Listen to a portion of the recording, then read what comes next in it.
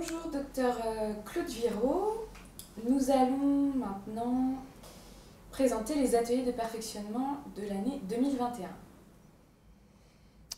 Oui, 2021 commence dans 4 mois. Et nous espérons tous que 2021 va retrouver un mode de fonctionnement plus harmonieux, plus simple et toujours aussi dynamique. On va avoir une année 2021 avec beaucoup de nouveautés. Chacun d'entre nous sait bien que voilà, se former c'est bien, mais on recherche tous des thèmes nouveaux. On voit bien ça dans les congrès par exemple. Et ce sera beaucoup le cas en 2021, même si c'est le cas tous les ans. 2021 va être très riche de ce côté-là. Je vous rappelle simplement que tous ces ateliers sont ouverts, accessibles à tous les gens qui sont formés en hypnose, que ce soit l'hypnose et créativité thérapeutique, l'hypnose et kinésithérapie, l'hypnose médecine générale, dentaire, obstétrique, douleur, tout ça. Et pour tous ceux qui sont formés en hypnose, ces ateliers sont des ressources précieuses parce que ça va permettre d'avoir une compétence spécifique dans des domaines qui sont plus facilement rencontrés par tel ou tel soignant.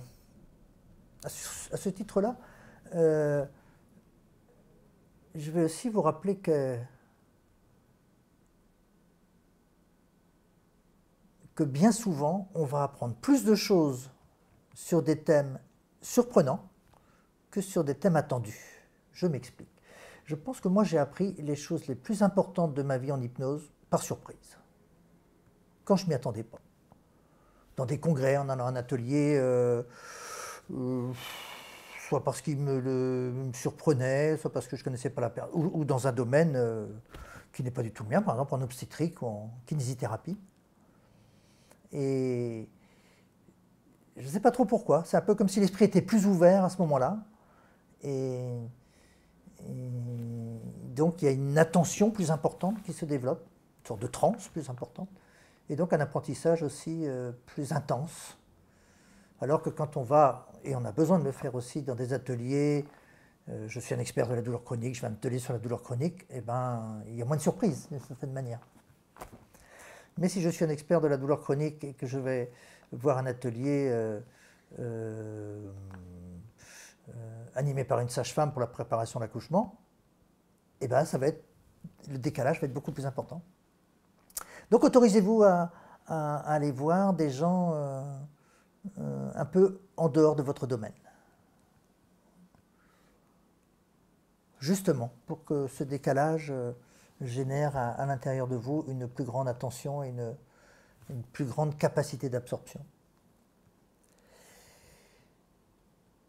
Donc, je redis, les ateliers, c'est pour tous les gens formés en hypnose, qu'ils soient formés à Émergence, ou qu'ils soient formés dans des instituts de la Confédération francophone d'hypnose et thérapie brève, qui font tous des formations solides, sérieuses et recommandées.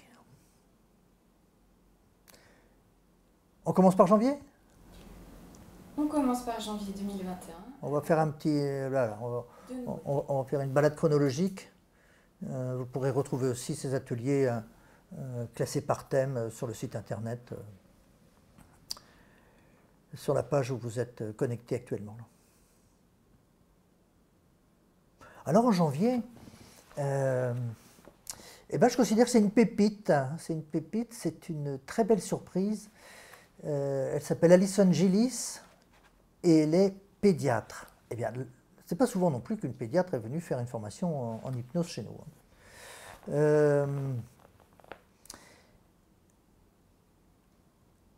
Alison est venue présenter un atelier au congrès de Saint-Malo en 2018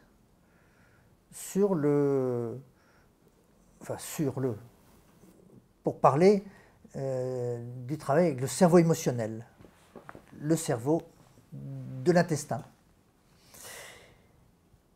Et elle a appelé son atelier « Hypnose et approche viscérale ». Étant pédiatre, elle va surtout parler de la manière de travailler avec les enfants, Mais comme elle dit, cette façon de faire avec les enfants est parfaitement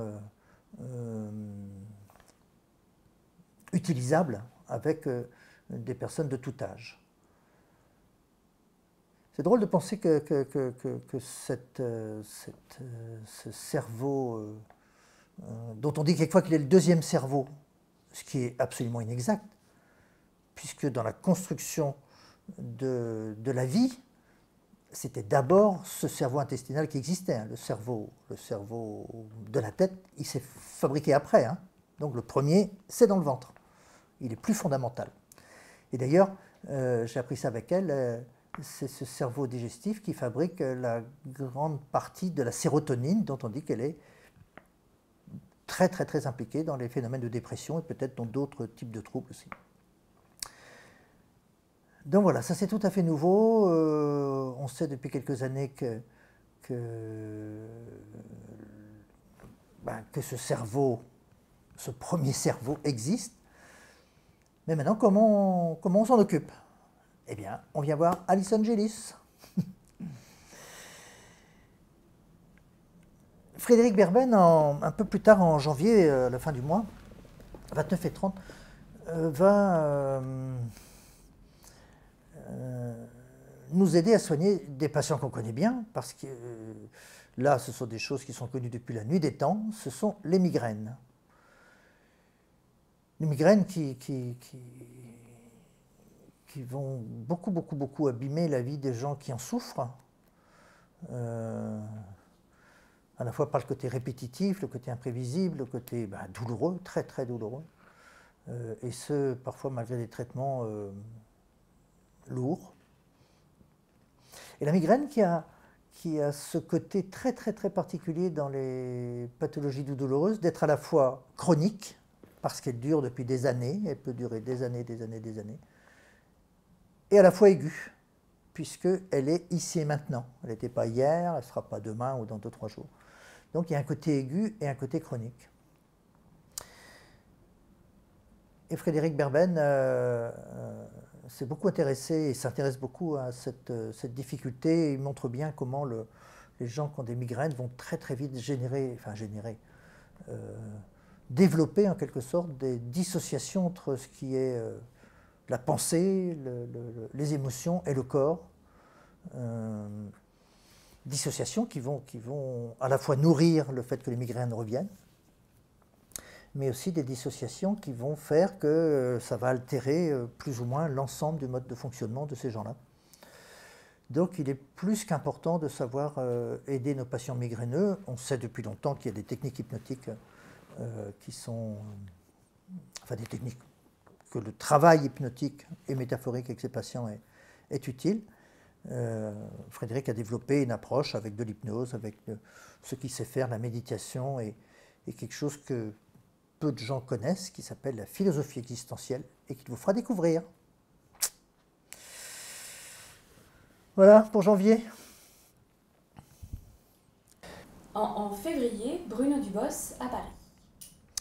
Oui, Bruno, une des grandes vedettes de l'hypnose émergence, mais une des grandes vedettes de l'hypnose française et internationale.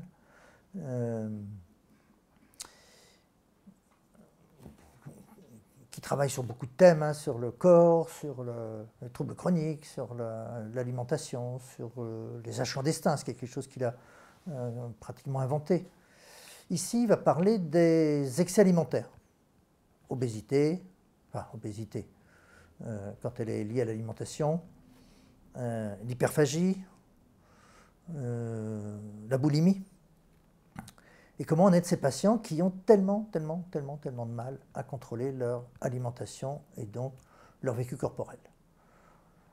Des gens qui vont faire des régimes et des régimes et des régimes. S'ils font des régimes et des régimes et des régimes, c'est que ça ne fonctionne pas. Parce qu'il faut traiter ces patients-là, peut-être avec une modification alimentaire, mais aussi avec une modification de leur rapport au corps, du lien entre l'alimentation, les émotions, leur corps, leur histoire. Et c'est tout ça que Bruno vous apprendra dans cet atelier. Alors Bruno est un très très grand expert des troubles du comportement alimentaire. depuis longtemps. Il a écrit un bouquin il y a longtemps, il y a 15 ans peut-être. Et on y reviendra un peu plus tard, mais il va aussi présenter dans l'année un atelier sur justement les réductions alimentaires, donc, ce qui s'appelle les anorexies. Voilà pour Bruno les 5 et 6 février à Paris. En mars, un atelier. J'ai déjà eu l'occasion de dire que Frédéric Berben est d'une incroyable créativité dans ses propositions d'atelier. Il a tellement de ressources thérapeutiques à proposer à ses patients qu'il a envie de nous les faire partager. Et il s'est intéressé au concept de vieillissement. Ce n'est pas la même chose que le concept d'âge. Il y a des gens qui sont âgés et qui n'ont pas tellement vieilli. Et il y a des gens qui sont jeunes et qui vieillissent très vite. Le vieillissement, c'est plus une approche de la vie, une manière de se comporter, de rentrer dans des processus chroniques. C'est-à-dire de faire en quelque sorte toujours la même chose dans sa vie, d'être toujours en rétraction, et donc de se figer, et se figer mentalement, ben, ça va amener à se figer physiquement, et ça va amener du vieillissement. Ça va amener du vieillissement. Et Ernest Rossi, d'ailleurs, il y a déjà longtemps, disait ça, qu'une des bonnes manières pour rester en bonne santé mentale, ben, c'est de rester en activité. Voilà, en activité. Et plus je suis actif, et moins je suis vieux, même si j'ai beaucoup d'années au compteur. C'est pas la même chose. Voilà, donc merci à Frédéric de nous proposer un éventail de méthodes, de techniques hypnotiques et para-hypnotiques pour rester jeune en quelque sorte. Toute la vie. En avril, 3 ateliers, dont un international. Ouais. D'abord, il y a cet atelier que Bruno a déjà donné plusieurs fois dans beaucoup d'endroits en France sur l'anorexie. Nous connaissons tous l'anorexie mentale, qui peut aller des troubles les plus simples, mais aux troubles jusqu'aux plus graves, puisque certaines de ces jeunes filles, surtout des jeunes filles, pas toujours, mais peuvent en mourir de cette anorexie mentale. Donc autant dire qu'il faut savoir les aider. Il faut savoir les observer, il faut savoir les comprendre dans leur système, dans leur environnement, dans leur histoire, dans leur peur, dans leur corps. Et ça demande un savoir-faire, je dirais multifactoriel. Voilà, il ne suffit pas de dire, ok, on va faire une séance d'hypnose et puis ça va s'arranger. Non, non, il faut savoir travailler à plusieurs niveaux. C'est ce que Bruno vous apprendra pendant ces 3 journées. Évidemment, en passant, vous allez apprendre de nouvelles techniques d'hypnose, vous allez faire des nouveaux exercices, vous allez vous mettre en quelque sorte dans la peau d'une jeune fille anorexique, ce qui est assez étrange.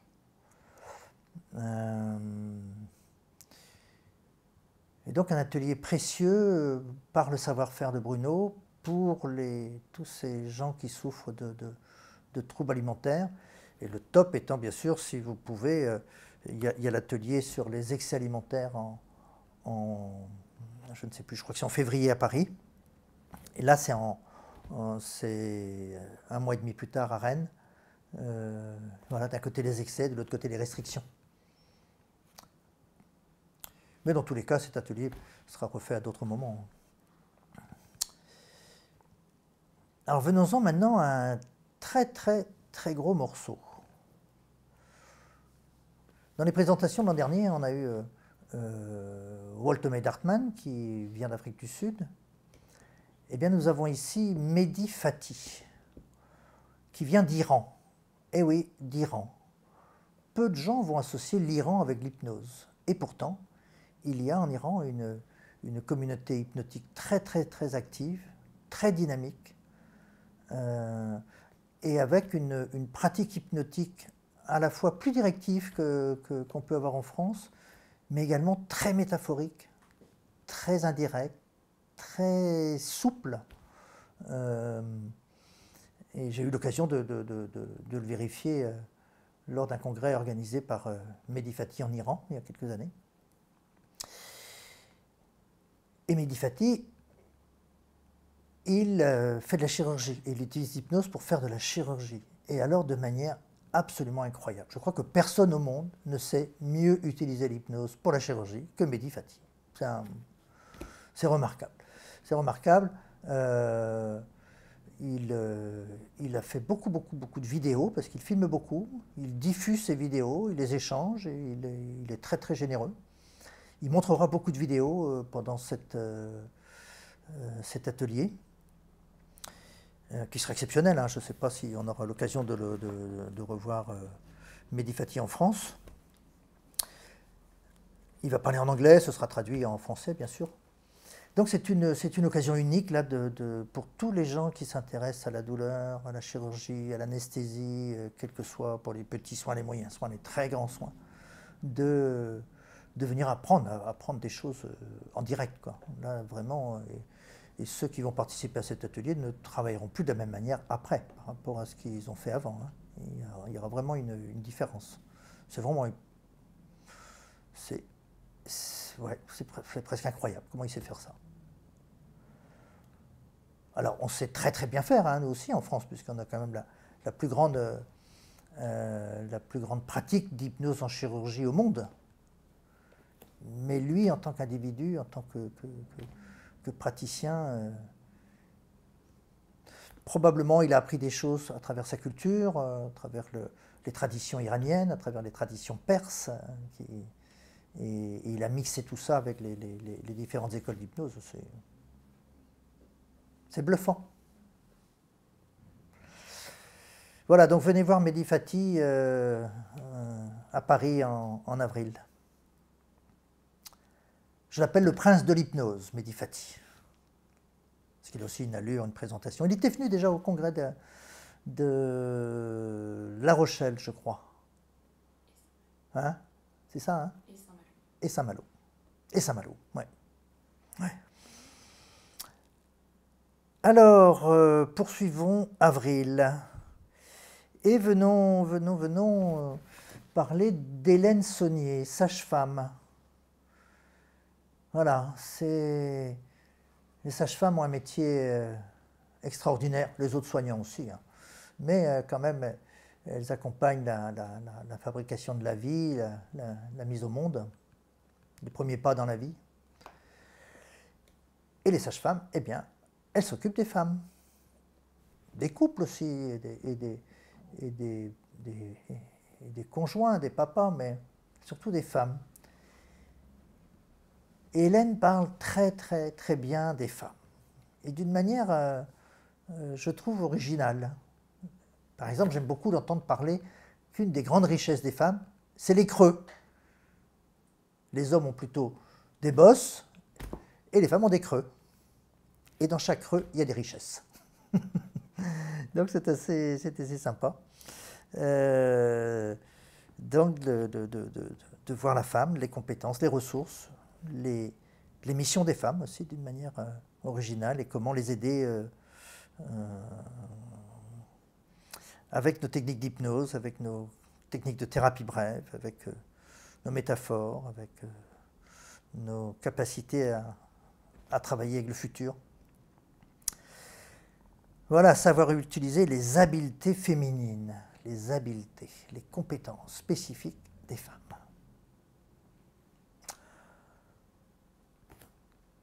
Très recommandé aux hommes, cet atelier.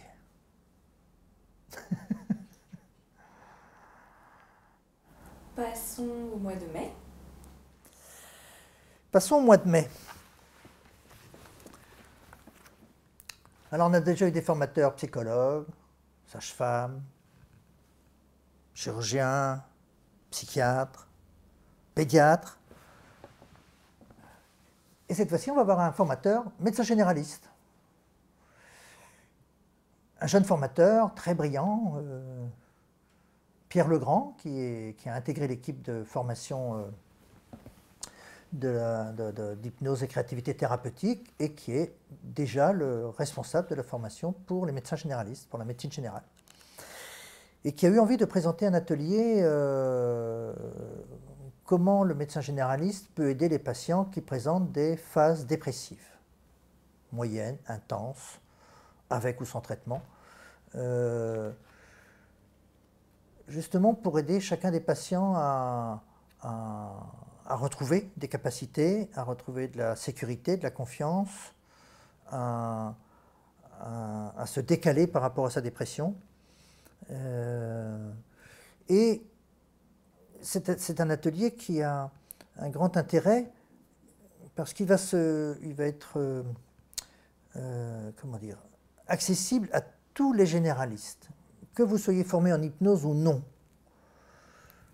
Il va surtout travailler avec des outils de thérapie brève, comment on va améliorer les thérapies de soutien, travail métaphorique.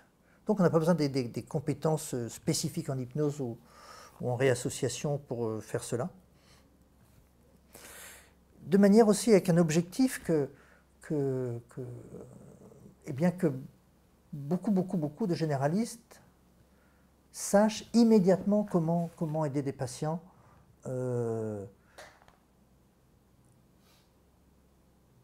avant même, en tout cas le plus souvent, avant même d'avoir besoin de faire une prescription d'antidépresseurs.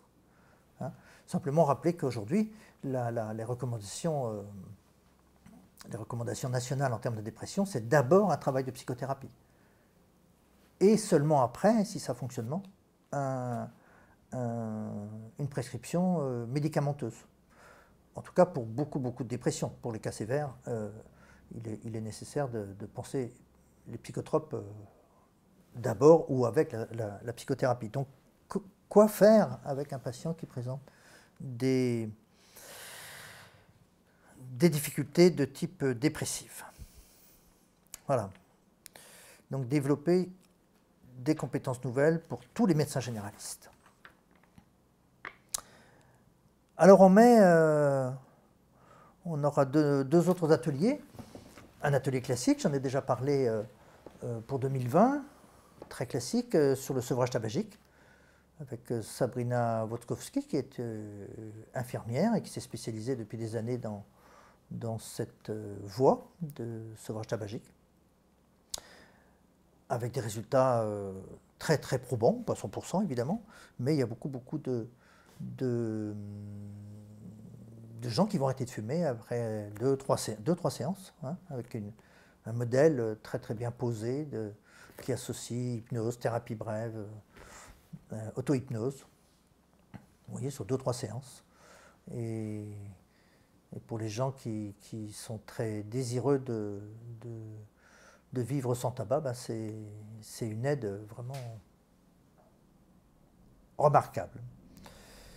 D'ailleurs, les participants le savent bien, puisque c'est un atelier qui est toujours complet, hein, d'une année sur l'autre. Parce qu'il y a beaucoup de demandes, et s'il y a beaucoup de demandes, c'est aussi, pourrait-on dire, parce qu'il y a beaucoup de bouche à oreille, et que les gens, dans la population générale, savent bien que l'hypnose est très performante dans ce secteur-là. Et le dernier atelier en mai, c'est aussi un petit bijou, c'est nouveau, hein, c'est nouveau. Stéphane Charret est anesthésiste. Voilà, Stéphane s'est formé à l'hypnose depuis pas mal de temps maintenant, une quinzaine d'années. Et Stéphane avait déjà auparavant une longue histoire avec la méditation de pratique. Et qui mieux que lui allait pouvoir associer aussi bien le modèle hypnotique et le modèle de la méditation. Parce que souvent on dit, ben oui, voilà, il faut faire la méditation ou il faut faire de l'hypnose. On dit l'hypnose c'est différent de la méditation c'est différent de l'hypnose. C'est vrai, il y a des différences. Il y a aussi beaucoup de points communs au niveau du fonctionnement de la conscience. Mais aussi comment utiliser les deux, hypnose et méditation. Et c'est ce que fait Stéphane avec ses patients. Il travaille beaucoup avec des patients donc en chirurgie, mais aussi avec des patients qui présentent des douleurs chroniques ou voilà, ou des anxiétés par rapport à des gestes. Et sa manière de travailler, je redis, hein, de mixer les deux, eh bien, est tout à fait heureuse. Ouais, je trouve que c'est assez novateur. En tout cas, c'est très intéressant voilà, d'être capable d'associer aussi différentes méthodes pour aider beaucoup de patients. Stéphane Charret, fin mai, je crois. Hein.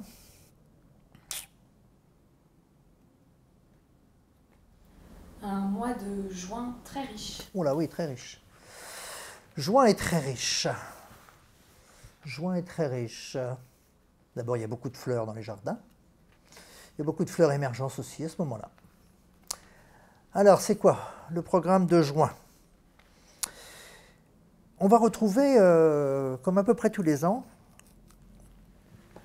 Frédéric Tronçon, qui est psychothérapeute à Nantes, à côté de Nantes en tout cas, pour développer notre intelligence émotionnelle.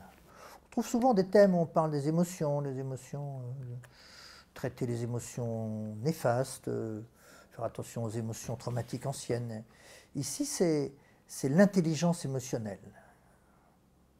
Vous savez, il y a le quotient intellectuel, le quotient émotionnel. C'est bien d'être intelligent avec un QI important, mais si tu n'as pas un QE, un quotient émotionnel à la hauteur, ben, c'est pas très performant. Et donc Frédéric va vous apprendre à développer d'abord votre intelligence émotionnelle, et puis vous apprendrez à développer ou à accompagner les patients pour développer leur propre intelligence émotionnelle. Et c'est vrai que dans les soins, dans mon cabinet, ici on est dans mon cabinet, je vois tellement de gens c'est comme si c'était toujours sur le même registre émotionnel. C'est très pauvre, il y a toujours cette rétraction, ce côté figé, ce côté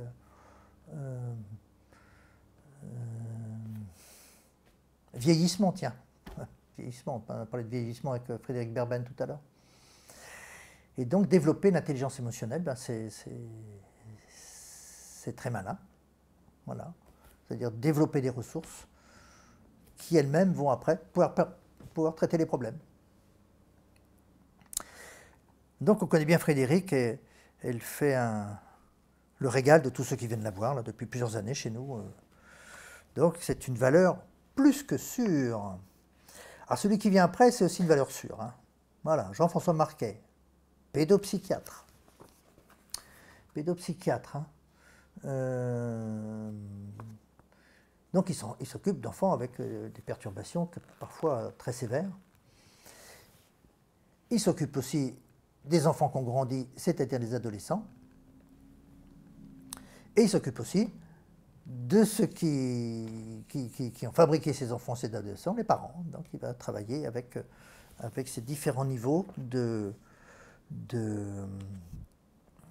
d'âge et de cycle de vie. Parce que dans une famille, il peut y avoir les parents, un adolescent et des enfants. Enfin, tous les cas de figure sont possibles, bien sûr. Jean-François, on a commencé l'hypnose quasiment en même temps aussi, il y a 30 ans. Il a toujours continué à faire de l'hypnose, de la thérapie brève, de la thérapie familiale. Donc voilà, avec chaque enfant, chaque ado, chaque famille, il va mixer un peu tout ça. De comment mettre en route une stratégie qui va impliquer les uns et les autres, intégrer les uns les autres, respecter les uns et les autres aussi, pour que les différents changements se mettent en place et durent et se développent et pour passer à un fonctionnement individuel et collectif nouveau. Voilà, donc beaucoup d'exercices, des outils souvent simples, mais comme tous ces grands, très très grands thérapeutes en fait, hein, tous les grands thérapeutes ont développé des outils très simples. Ils ont tous commencé avec des outils complexes, difficiles, précis, puis au fur et à mesure du temps, c'est peut-être un peu comme les cuisiniers, ça devient fondu, ça devient plus naturel, ça devient plus évident, ça devient plus ajusté. et ça devient plus simple. Et toute notre carrière de professionnel de santé, nous cherchons de la simplicité dans nos soins. Comment en faire moins et être encore plus efficace. Ah, on demanderait à Jean-François.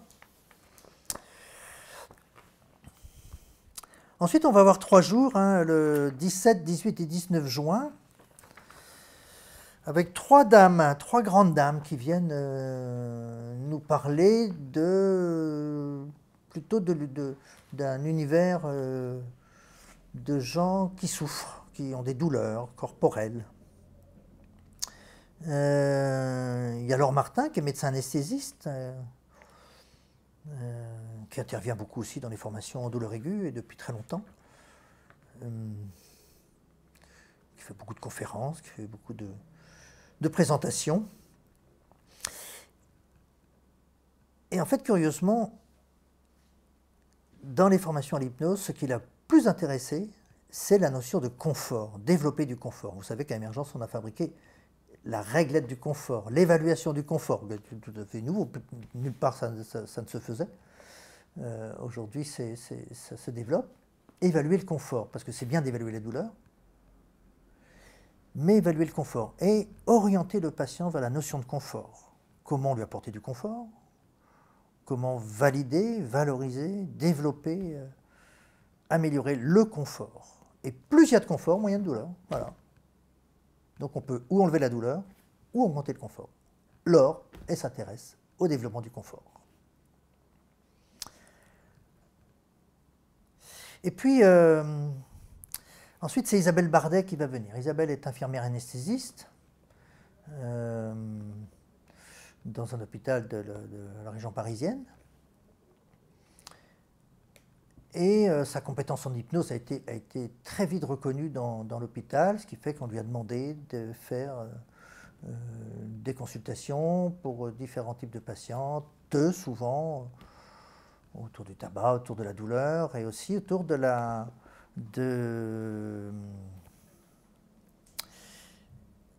maternité, des blocs opératoires. Et Isabelle a surtout une position pragmatique. Pragmatique, ça veut dire ce qu'elle fait doit être efficace, immédiatement efficace. En gros, comme il dit, elle ne peut pas avoir beaucoup de temps à passer avec chaque patiente, donc ce qu'elle fait doit être juste et efficace maintenant.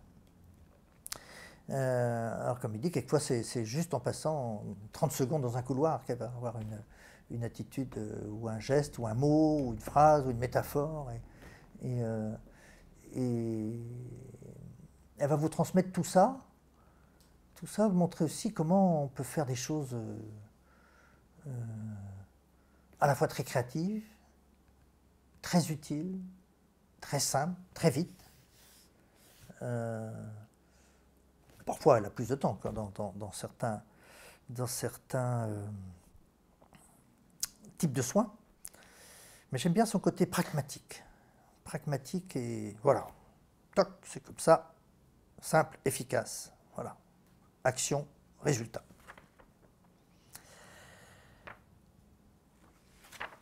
Et puis la troisième journée de ce bloc de 3 jours, eh bien, vous pourrez retrouver Hélène qui sera déjà venue parler des creux et des bosses des femmes, là, il y a quelques semaines. Et cette fois-ci, c'est pour parler plus spécifiquement de l'accouchement, donc de la préparation à l'accouchement.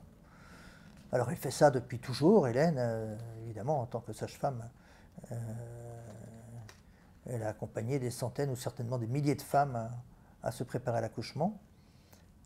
Elle le fait maintenant et depuis de nombreuses années avec des techniques hypnotiques, auto-hypnotiques, pour préparer ce passage-là, ce passage de la naissance.